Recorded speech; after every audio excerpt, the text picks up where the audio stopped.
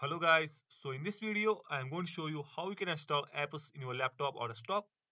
For that you have to go to the bottom of the screen where you see a Windows icon.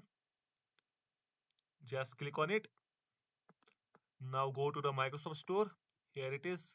Now click on it. So this is where you can install apps on your laptop or desktop. For example, let's say I want to download any VPN. Let's name it Hide VPN. No, so type Hide VPN in the search bar. Now click on it.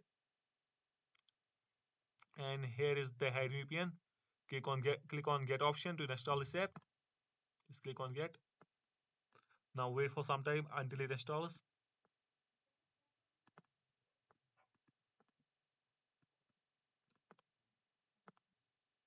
So that's it.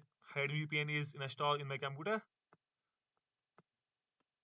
So this is how you can download any apps in your computer. So that's it for this video. I hope you guys like it. Like, share, comment, and don't forget to subscribe our channel Crash4. See you next time. Till then, thank you and bye bye.